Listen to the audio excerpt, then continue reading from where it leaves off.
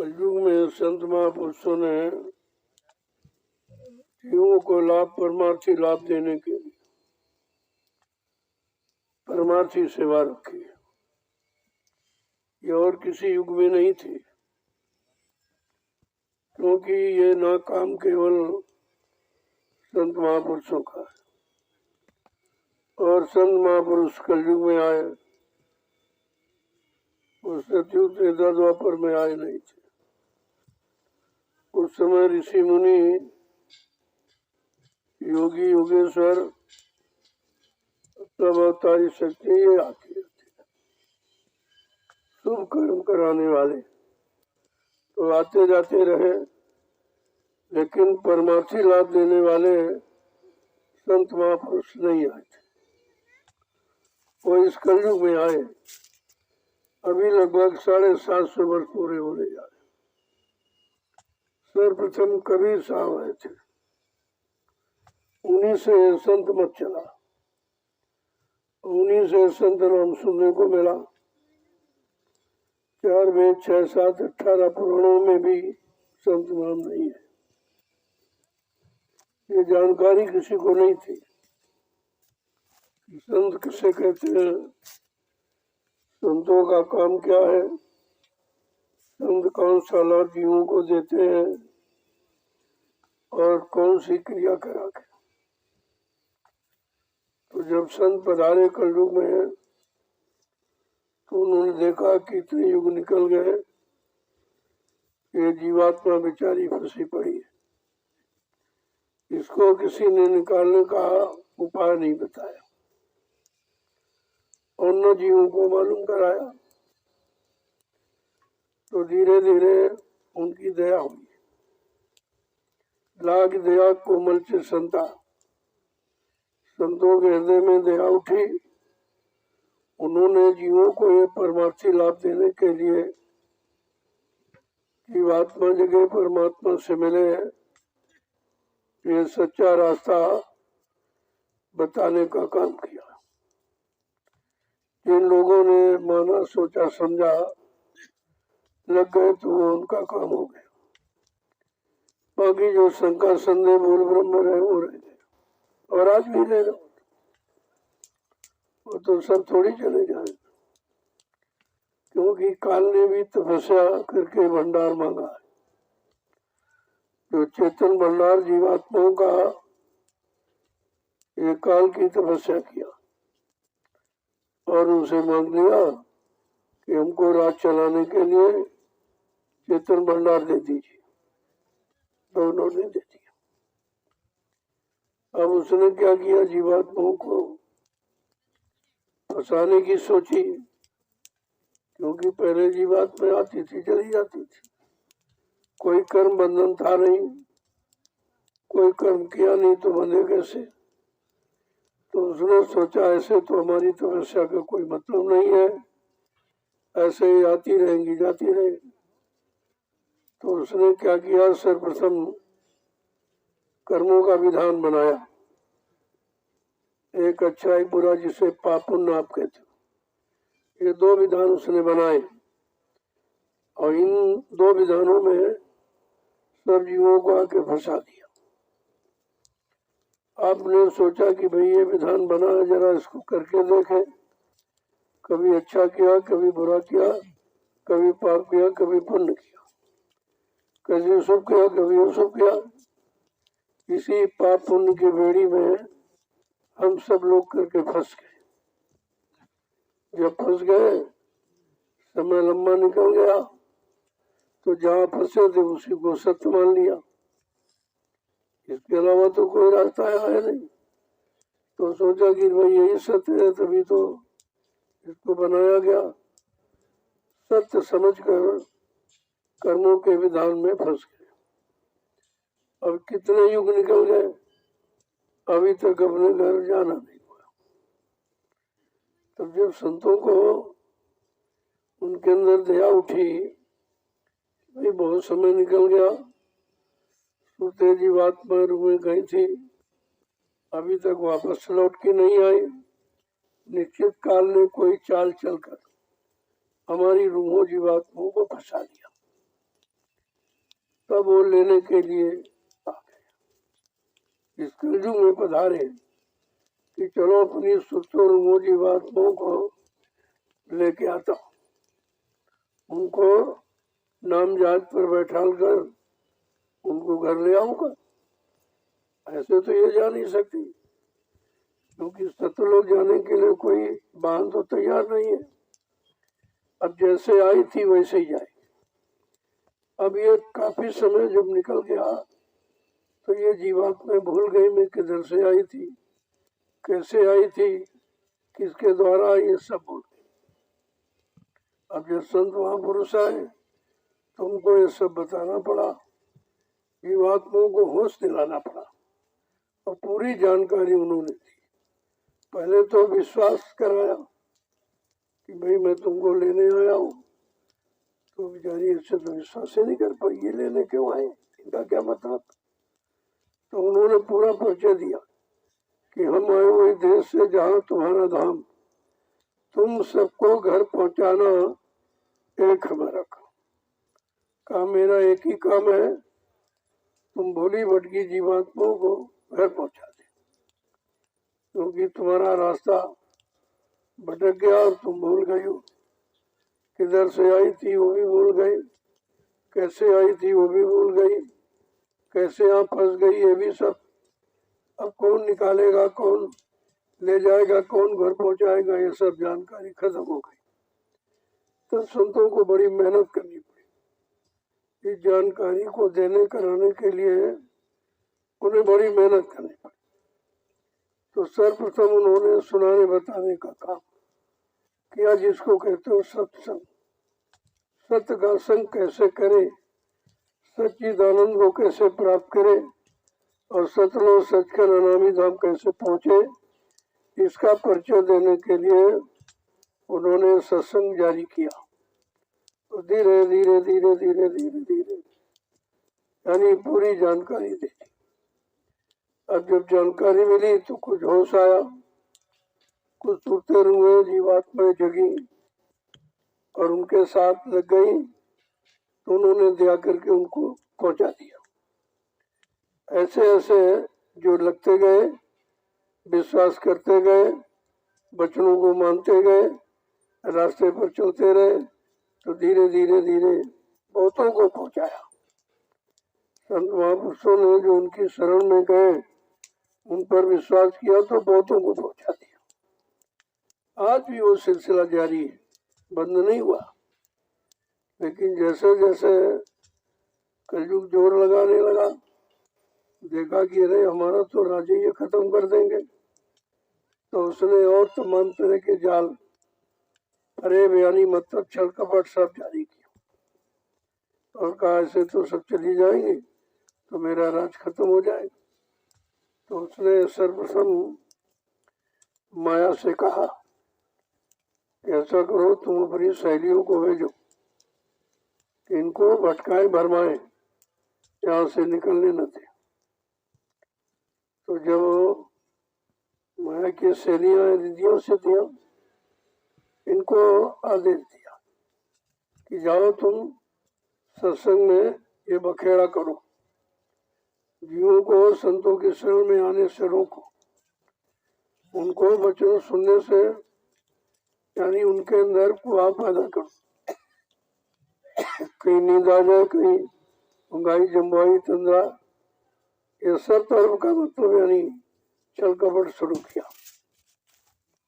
लेकिन जिन जीवों को ले जाना है उन पर तो असर पड़ेगा नहीं, और जो मान लेंगे उधर चले गए, फंस जाएंगे बेचारे।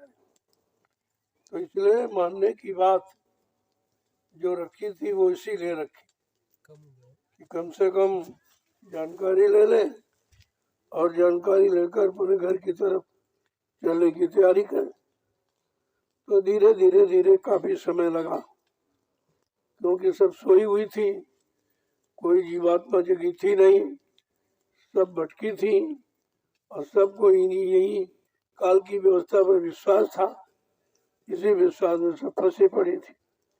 अब उनको इससे विश्वास हटाने के लिए, सही सच्चे रास्ते पर चलाने के लिए बड़ी मेहनत करनी पड़ी, बहुत परिश्रम किया संतों ने जीव को जगाने के। ऐसे थोड़ी जीव जाग सकता, अपने बल पौरुष से अपनी शक्ति यानी प्रदान करके धीरे धीरे उनको खड़ा किया और खड़ा करके घर की तरफ चलाने लगे।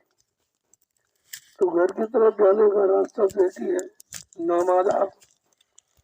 नाम को पकड़ कर आई थी, इसी को नाम डोर शब्द डोर कहते हैं। इसी नाम डोर शब्द डोर कर पकड़ कर सारी सूरतें हुए जीवात्माएं सतलोक से मृत्युलोक पे आई थी। और जब लंबा समय हो गया तो वो हट गई। इसी को सत्य मान लिया कि नहीं भाई यही ठीक है, यही ठीक है। और धीरे धीरे धीरे से फंसने लगे और फंसते फंसते इतना फंस गई, इसी को सत्य मान लिया यही ठीक है, यही हमारा घर है, यही हमारा देश है, ये हमारा मंडल है, मतलब सब इसी को सच मान लिया और वो फंस गई बेचारी। अब जब संत आए तो उनको बड़ी मेहनत करनी पड़ी, क्योंकि फंसे जीवों को निकालना इतना आसान नहीं है। लेकिन जो निकालने आता है वो सब प्रकार की शक्ति बल और उसने किया, उनको किसी से लेने उधार लेने की जरूरत नहीं, इसीलिए उनको समर्थ कहा गया। वो सब प्रकार का बल और शक्ति लेके आते हैं और जीवों को जगाते हैं, जगा के उनको घर पहुंचाने का काम करते हैं। ऐसे ऐसे संतों की दया जीवों पर हुई और जो उनके यहाँ आ गए तो उनको रास्ता दे दिया और उनको कहा तुम इस रास्ते चलो, तुम्हारे घर जाने का रास्ता ये है और ये तुम्हारा घर है नहीं, ये तो काल माया का है। तुमको उसने फंसाने के लिए यहाँ तमाम झंझट बना रखा, तो तुम समझ नहीं पाए। तुम समझते थे हमारी मदद करता है, अरे भाई काल कभी मदद नहीं करेगा। मदद करेगा तो क्या करेगा, फंसाने का मदद करेगा कि जीवों को फंसाओ, अपना राह चलाओ। जब फंसेगा तभी तो राह चलेगा। लेकिन जब संत आए तो उन्होंने जगाने लगे तो काल को बड़ी चिंता हुई। कहा अरे भाई तुम ये कैसे जगा रहे हो जीवों को, आपको मालूम नहीं मैंने अखंड तपस्या की ये भंडार उससे मांगा है। कहा तो मांगा था तुमने, लेकिन जब भंडार दिया था सतपुरुष ने तो ये भी तुमसे कहा था मेरा एक संत बोध संत सुरत ये मृत्यु मंडल पर आती जाती है, वो मानव चोले में आती जाती रहेगी, वो जीवात्माओं को जगाती रहेगी और घर पहुंचाती रहेगी। तुम्हारा इसमें कोई दखलंदाजी नहीं। कहा हाँ ये तो कहा था। फिर वो पूछा भैया कैसे आप ले जाओ, जरा भी तो बताओ, तुम्हारे पास कौन सा साधन है, कैसे यहाँ से ले जाओगे? हमने फंसाने के लिए इतने जाल बनाए हैं और तुम उसे कैसे निकाल लोगे? तो कबीर साहब ने कहा भाई 5 नामों के द्वारा। जब 5 नाम की बात सुनी तो बड़ा हंसा, कहा कि तुम्हारे 5 नाम की आशा और हमारे यहाँ 84 भाषा, हमने 4 खान 84 लाख ये कर्मों का विधान फंसने का बनाया, तुम्हारे 5 नाम क्या करेंगे? कभी सर्वगणे मूर्ख, तू नहीं जानता है तेरी 84 एक नाम में सिमट जाएगी। जो पहला नाम आपको दिया गया वो काल भगवान का, कहा सारी तेरी 84 एक ही नाम में सिमट जाएगी, 4 तो बाकी है भी। बस इतना कह के महापुरुष चुप हो गए। तो उसने कहा ठीक है ले जाओ ले जाओ, लेकिन एक बात उसने फिर कही, ये बताओ हमने जो 2 बड़े बड़े जाल लोहिया जाल लोहे से भी मजबूत मैंने बना रखे हो, उनको तुम्हारा साधक भी नहीं तोड़ पाएगा।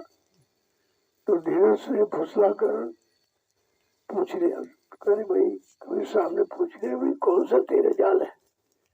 तो कहा एक दौलत का एक औरत का, ये 2 जाल को तुम्हारा साधक नहीं काट पर इनकार नहीं करेगा, और आज भी जीवन से इनकार नहीं करता कभी। ये 2 चीजों से कभी इनकार नहीं करता और लोग इच्छा भी नहीं भरती कभी।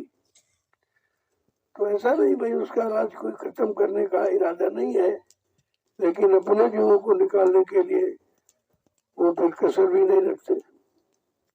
तो ऐसे यह सिलसिला बना और आज भी बना हुआ, और धीरे धीरे धीरे धीरे तुमको ये सब सिखा के पढ़ा के करा के आपको धीरे धीरे अलग किया जा रहा।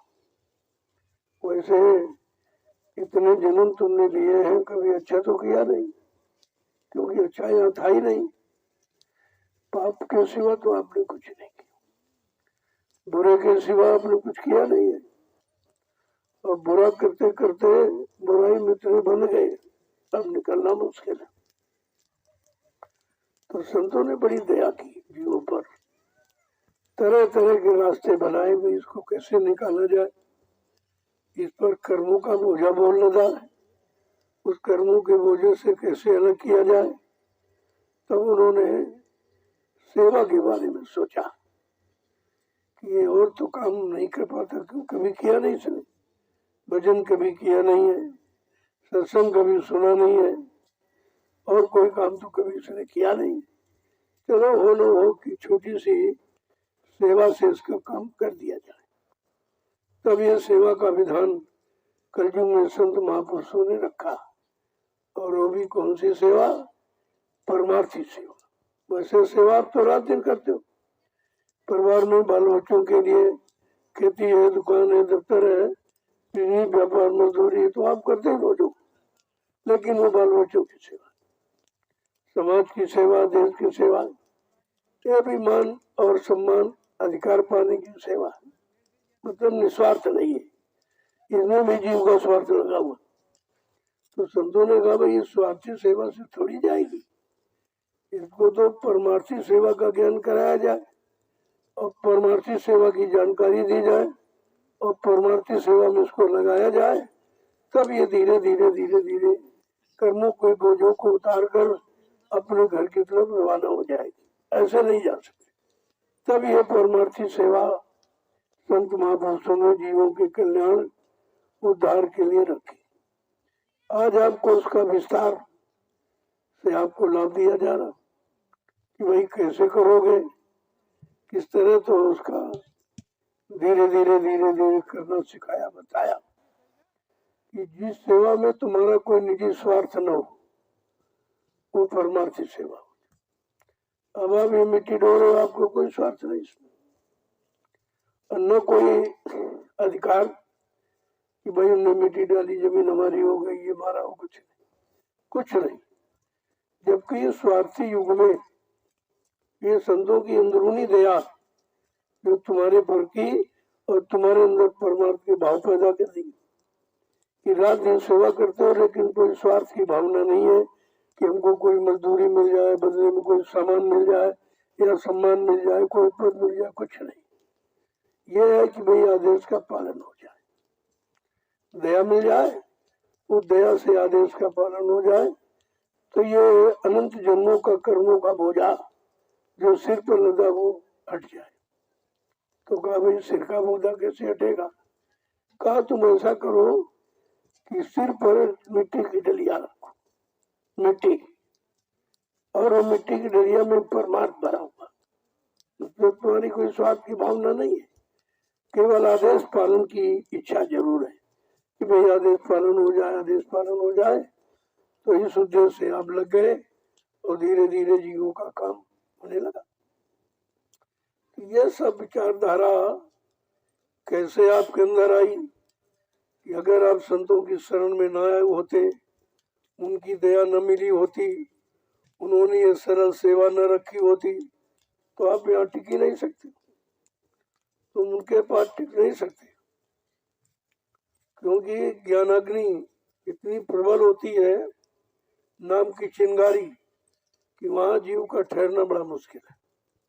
लेकिन वो किस तरीके से संभाल के रखते हैं, एहसास नहीं होने देते, उसको किसी तरह का डर भय होने नहीं देते, और धीरे धीरे धीरे धीरे उसकी संभाल करते हैं। जैसे कुमार को देखा आपने, जब कच्चे घड़े को अच्छा रूप देता, सुंदर, तो बड़ी पिटाई करता है, लेकिन उसकी पिटाई देखने में है, अंदर में वो दया का हाथ लगाए रहता, और बाहर की चोट अपने हाथ पर लेता, देखने वाले कहते थे भाई घड़े को बहुत पीट रहा, बहुत ठोक रहा।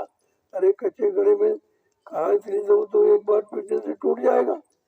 लेकिन जो दया का हाथ लगा है वो काम करता है, वही रोके। इस तरह से तुम्हारा ये कच्चा घड़ा, ये पंचभौतिक शरीर कच्चा घड़ा है, और ये तो टूटने में देर नहीं लगती, और आपको हटने भागने में भी देर। कितने लोग हट गए, भाग गए, जबकि कोई परीक्षा नहीं दी गई, कोई कसौटी नहीं की गई, किसी तरह का कुछ सामान नहीं मांगा गया, फिर भी लोग बेचारे भाग गए, टिक नहीं पाए। तो कितना कठिन है रास्ता देखिए। लेकिन अभी ये जिनको देना है उनके अंदर भाव पैदा करेंगे, उनके अंदर भक्ति का भाव पैदा हो जाएगा। भक्ति माने आदेश पालन, आदेश पालन की इच्छा उनके अंदर जगी कि नहीं भाई कुछ न कुछ तो आदेश पालन करेंगे, चलो और तो कुछ नहीं कर सकते, चलो इनके आदेश हुक्म का पालन तो कर लेंगे, इसमें कोई कठिनता नहीं। इसलिए उन्होंने ऐसी सरल सेवा रखी कि गरीब से गरीब, अमीर पढ़ा लिखा, अनपढ़, हिंदू मुसलमान, कोई आ जाए सबको शरण का लाभ मिलता। तो ये रास्ता खोज के रखा गया जीवों के लाभ के लिए। और तो कलयुग का जीव नहीं कुछ कर सकता, बहुत कमजोर है, बहुत गंदा है, इसके बस की कोई बात नहीं। चलो इसको छोटी सी सेवा से जोड़ दिया जाए। अब वो देखने में तो छोटी सेवा की मिट्टी डलिया ढो रहे हैं, लेकिन तुमको भी नहीं मालूम ये मिट्टी जहाँ पड़ जाएगी वहीं पर आगे आने वाले भविष्य में लोग इसी मिट्टी पर बैठकर भजन करेंगे, सत्संग सुनेंगे, सेवाएं करेंगे। तो कितना बड़ा लाभ इस मिट्टी का है। लेकिन समझोगे जब मिट्टी को मिट्टी नहीं आदेश मानोगे। मिट्टी तो हिंदुस्तान में सभी मिट्टी है, और मिट्टी सेवा आप घरों में खेती में करते हो, लेकिन ये लाभ उसमें नहीं है। उसमें तुम्हारी कोई परमार्थ की भावना नहीं है, उसमें तुम्हारा निजी स्वार्थ है कि भाई मिट्टी उठाएंगे, बनावट करेंगे तो खेत में अनाज पैदा होगा, बाल बच्चों खाने काम आ जाएगा, कुछ बेच लेंगे पैसा हो जाएगा, उसमें तो स्वार्थ भरा। लेकिन इस मिट्टी में को आपको कोई स्वार्थ नहीं। और जब सिर पे रख के ले जाओगे, जहाँ सिर पर अनंत पाप कर्मों का बोझा लदा, वो धीरे धीरे धीरे धीरे हटने लगेगा। ऐसे ऐसे कर्मों के बोझों को अदा किया जाता है।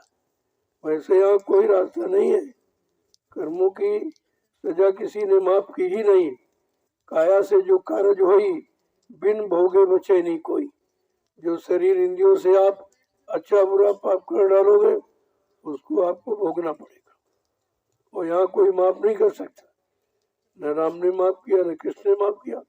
उनका तो इतिहास है, कृष्ण राम ने अपने पिता दशरथ को नहीं माफ किया था। एक छोटी सी हत्या श्रवण कुमार की हो गई धोखे में, लेकिन माफ नहीं किया। कहा नहीं भाई, मैं कर्म के विधान में बंधा हूँ, तुम्हारे कर्मों की सजा दे सकता हूँ, अच्छे की अच्छी और खराब की खराब, दोनों कर्मों का फल। न इसका उसका आदान प्रदान, न उसकी अदायगी होगी। ये नहीं पुण्य से पाप की अदायगी हो जाए, ऐसा विधान नहीं है। उसका पुण्य का फल अलग और पाप कर्म का फल अलग, दोनों का अलग अलग फल।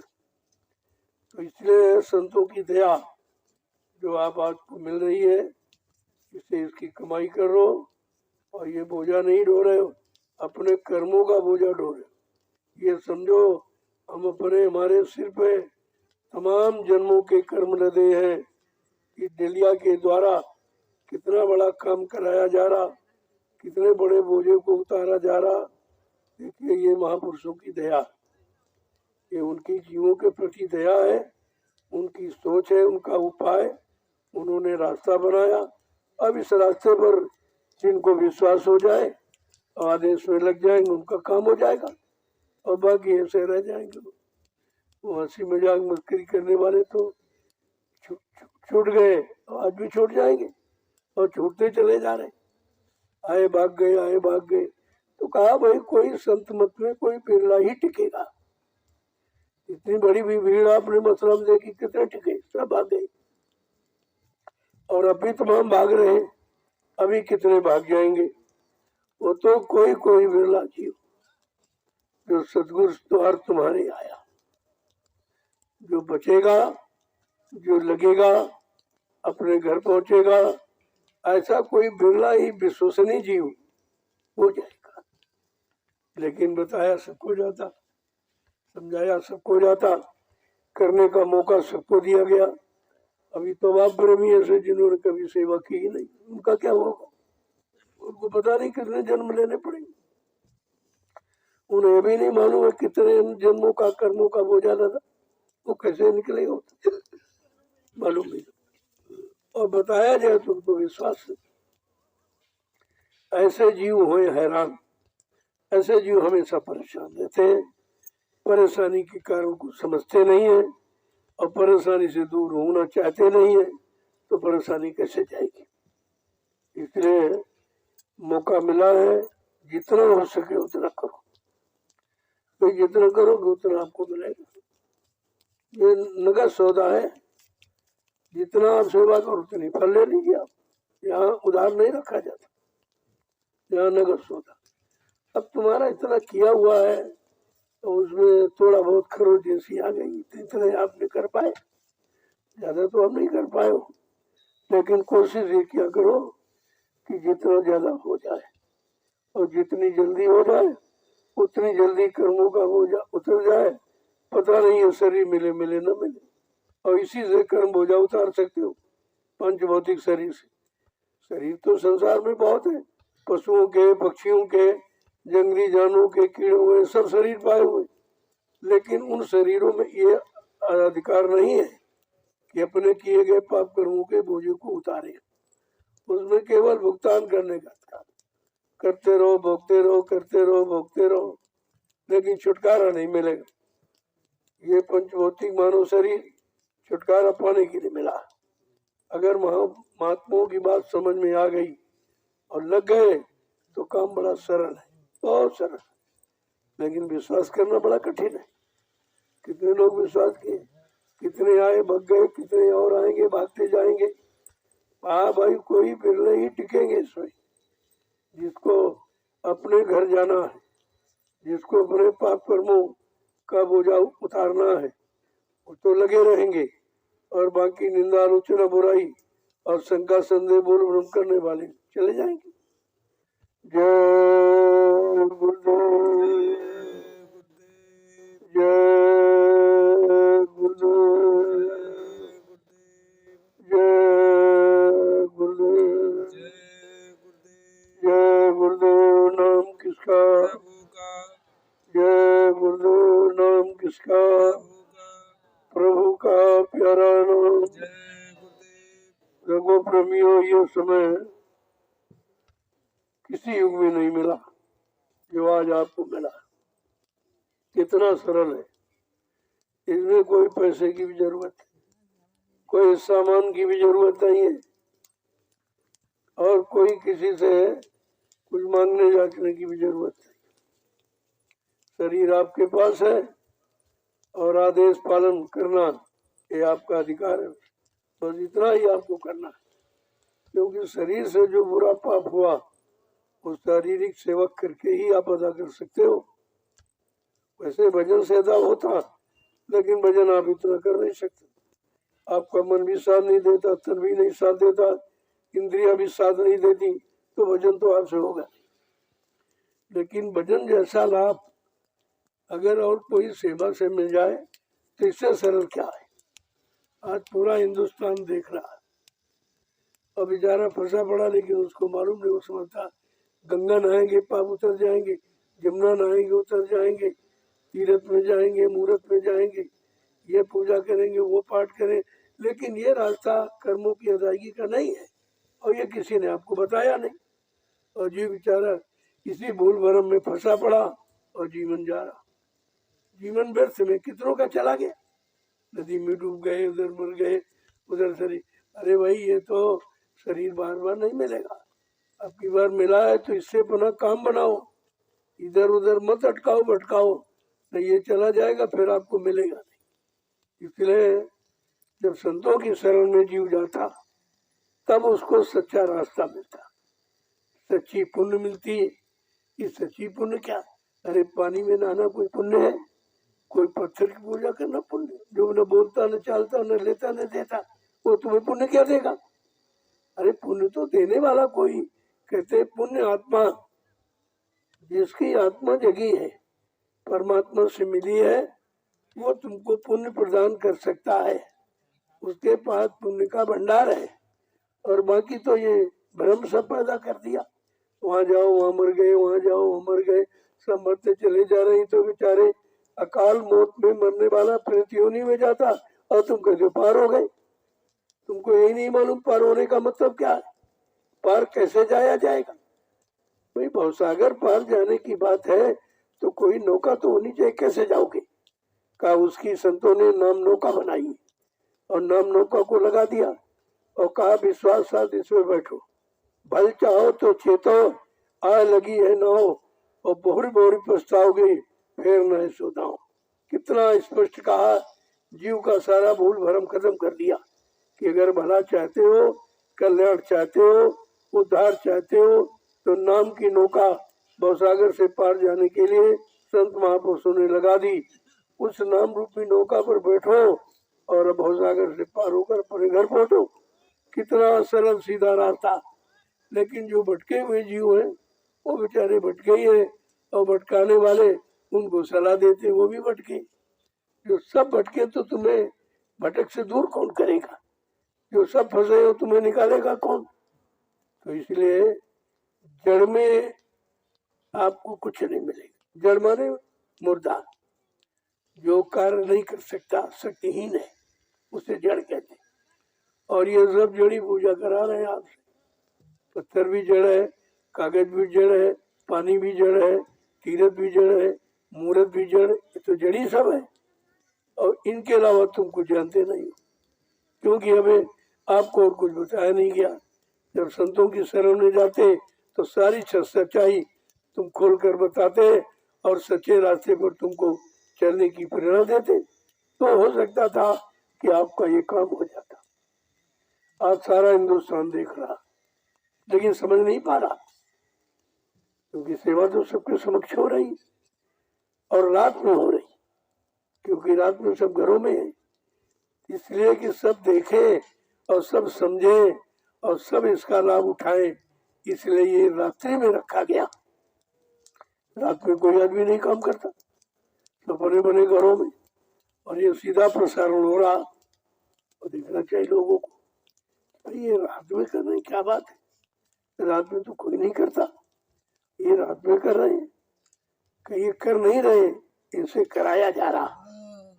इनको मालूम नहीं था रात और दिन कुछ नहीं, कर्म में रात दिन सब जुड़ता है। कर्म आपको करना चाहे रात हो चाहे दिन हो, तो दिन में आप परिवार का, समाज का, देश का काम, और रात्रि में अपनी जीवात्मा का कल्याण का काम करो, तो दोनों काम आपके हो जाए। अब इस बात को कोई समझने को तैयार है नहीं, और मुफ्त में समझाया जाता, इसका कोई पैसा नहीं लिया जाता। इस सत्य प्रचार का कोई पैसा नहीं, कोई मजदूरी नहीं मांगी जाती, कोई दान दक्षिणा नहीं मांगा जा रहा। और वो रास्ता जो मतलब जिसमें सत्य है ही नहीं, नितांत झूठ है, और उसमें कितना खर्चा दे रहा, वो झूठ का कितना खर्चा लंबा, और सत्य में कोई खर्चा नहीं। लेकिन जीव बेचारा समझेगा कैसे? जब तक संतों की शरण में नहीं आएगा, सत्संग बचनों को नहीं सुनेगा, उनके बताए रास्ते पर नहीं चलेगा, जो नाम का आधार बनाया, नाम की कमाई नहीं करेगा, तब तक कुछ। ये सब नाम की कमाई के चक्कर में, तो हमारे भाई नाम कमा भी लो तो क्या ले जाओगे? चाहे करोड़ों का कमा लो, अरबों का, सब एक छूट जाए। ये क्योंकि ये तुम्हारा है नहीं, ये काल का सामान है, और चलते चलते काल सब छीन लेगा। कहा नंगे आए थे नंगे जाओ, हमारे यहाँ कोई सामान नहीं ले जा सकता। अब इतनी बात जीवों को न समझाई गई और न बताई गई, न राजा बता रहा, न प्रजा जान रही, दोनों बेचारे। तभी कहा वही यथा राजा तथा प्रजा, और धर्मी राजा धर्मी प्रजा। अगर राजा धार्मिक है, धार्मिक मतलब जड़ धर्म नहीं है, धर्म धारे थी, धर्म तो धारण किया जाता। अभी यही तक नहीं बताया लोगों को धर्म क्या है। किसी विद्वान से पूछो कि धर्म क्या है, तो आपसे यही कहेगा पूजा करो, पाठ करो, तीर्थ करो, व्रत करो, हवन जप से गंगा स्नान करो। अरे भाई सीधा है, करो माने कर्म और धर्म माने धर्म। जो धारण किया जाए, जीवन में उतारा जाए, जीवन को उसके अनुसार बनाया चलाया जाए, उसको कहते धर्म। तो धर्म की परिभाषा जब उन्हीं को नहीं मालूम तो तुम्हें क्या बताएंगे। और इसे पाखंड में आपको लगा दिया, इस पाखंड में उलझा दिया। अब पाखंड कभी सत्य होता नहीं है। तो ये सब जानकारी लोगों को दी जा रही है, ऐसा नहीं है। ये रात में संदेश क्यों हो रहा, ये रात में सेवा क्यों दिखाई जा रही, ताकि आपको देखने का, सोचने का, समझने का, करने का एक मौका मिल जाए। ये मौका है। जय गुरुदेव। और कहीं चले जाओ ये सेवा नहीं, चाहे कोई धार्मिक और चाहे कोई राजनीतिक, ये कहीं नहीं मिलेगा। जो नैमिषारण की पावन पवित्र भूमि पर हो रहा है, ये रात्रि परमार्थी सम्मान सेवा, ये कहीं नहीं। कहीं आप चले जाओ तो सोचना चाहिए बात क्या कहीं नहीं हो रहा, वहां क्यों हो रहा, कोई ना कोई बात तो जरूर है। ये है संतों की दया।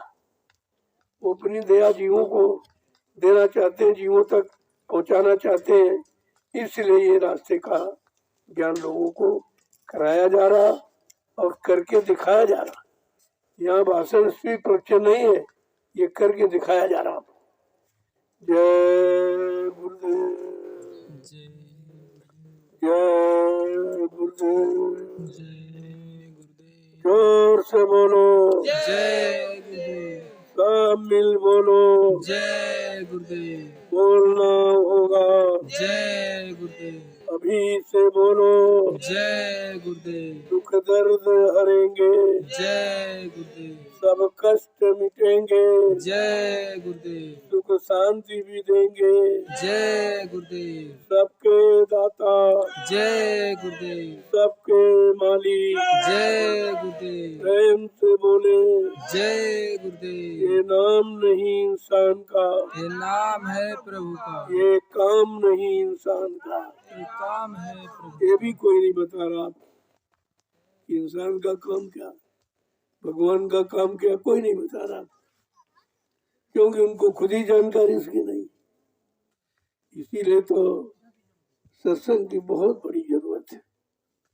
अगर जीव को सच्चाई का ज्ञान करना है, सच्चे रास्ते पर चलना है, सच्चित आनंद प्राप्त करना है, अपनी जीवात्मा को सतलो सचखंड पहुंचाना है, तो आपको सत्संग में दाखिल होना ही पड़ेगा, और कोई रास्ता कहीं नहीं। इसलिए आज की सेवा का समय आपका लगभग पूरा होना, लेकिन जो अंतिम जो वरदान रूप है उसको विषय देना। आज आपको 10 लिया था, 10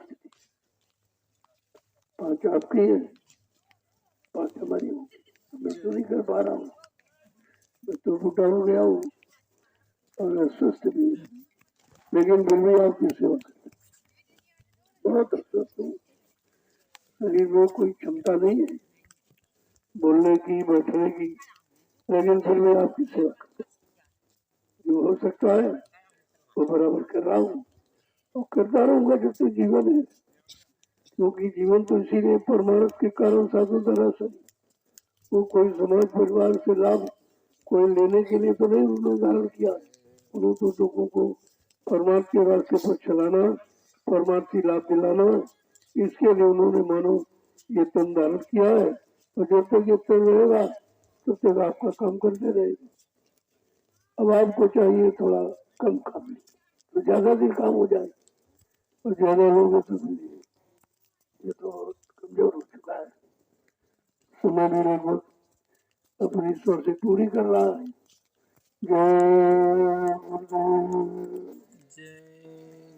तुझे 10 दिया कर दिया, 10 तो विशेष ध्यान दिया कर, तो थोड़ा जल्दी से है इसको पूरा करो। इसका लाभ बहुत बड़ा है। एक लिया 1 माला, लेकिन नहीं 2 माला। रात्रि है ना डबल ड्यूटी, डबल तनख्वाह, डबल मजदूरी, इतना तो लाभ आप कर नहीं पा रहे हो। 20 माला तुम कर ही दो, 20 हो जाते थे, कहीं मन भाग जाता है, कहीं इधर उधर हो गए। लेकिन यहाँ तो आपकी भी दर्दियाँ हो ही जाएंगी, तो 20 माला तो आपको मिल ही नहीं। ये तो माला आपको मिल दी जा रही, ले लीजिए आप। और इसमें भी लोग छूट जाएंगे बेचारे, जो सोने वाले सोते रहेंगे। जो जागे सो पावे, और जो सोया वो खोया। सब घरों में सो रहे हैं, इधर क्या। ये संदेश तो पूरे हिंदुस्तान में जा रहा, और संत मत के सभी प्रेमियों के लिए जा रहा। इसमें कोई भेदभाव नहीं रखा गया, सबके हित का, सबके भले का। और कहीं कोई ये काम कर नहीं रहा। इसको जो सबको अपनी बड़ी जरूरत, किसी को मान की, सम्मान की, सामान की, धन की, इसकी जरूरत है। और यहाँ जरूरत है नहीं, यहाँ जीवों के भले की भलाई की जरूरत है। भाई इनका भला हो जाए, इसलिए उनकी जरूरत में इनकी जरूरत में अंतर है। इनकी अपनी कोई जरूरत नहीं। क्या गई चिंता मिट्टी मनुआ बेपरवाह, जिनको कछु न चाहिए वो सहन कर सकते। जिनको चाह इच्छा तो कुछ है ही नहीं। अगर चाह इच्छा है तो जीवों के कल्याण की है, क्योंकि ये जीव के बारे में जानते हैं कि मानव भौतिक शरीर में जीवात्मा आई है, ये अवसर बार बार नहीं मिलेगा। अब की अगर चूक गए और भ्रमित हो गए और किसी के बहकाने बरमाने में आ गए, लोभ लालच में, तो ये मानव अनमोल शरीर आपका व्यर्थ में चला जाएगा, फिर आपको मिलेगा नहीं। जय गुरुदेव। तो जल्दी से अभियान को थोड़ा तेजी पकड़ो, जल्दी पूरा कर लो। और बाद में ये जो लाभ है प्रसाद रूप, उसको जरूर देना। और इसमें सबको शामिल होना चाहिए। कोई प्रेमी जो आश्रम पर है, आश्रम का फल जब भी मिलेगा जब आप सेवा करो। बिना सेवा कोई फल नहीं है। ऐसे तुम आते रहो, जाते रहो, और भंडारे की रोटी खा के बोझा लाद के चले जाओ, मिलेगा कुछ नहीं। ये संत मत है, ये ऐसे नहीं देता है, न ऐसे किसी को मिलता है। वो तो करनी प्रधान है। जब तक करनी नहीं करोगे तब तक आपको कोई लाभ नहीं मिलेगा। संत मत कथनी पर विश्वास करता ही नहीं, करनी पर विश्वास करता। कौन सी करनी? करनी करो मार मन डालो, इंद्री भोग विचारो, इतना काम करो तुम अब की, फिर आगे की सतगुर जानी। अगर सतगुर की दया लेना चाहते हो तो आपको ये हुक्म आदेश पालन करना पड़ेगा। और नहीं करोगे तुम जानो, तुम्हारा काम जाने। ये तो नहीं कहोगे हमारे लिए कोई रास्ता नहीं सोचा गया, हमारे लिए कोई सरल उपाय नहीं बताया गया, हम सब कमजोर जीव थे, क्या करते कहते। तो ये तो काम सभी कर सकते, ये दर्दलिया तो सभी डाल सकते। और दर्दलिया का कितना बड़ा लाभ, सुमरन के बराबर लाभ। और कौन सा लाभ आप चाहते हो?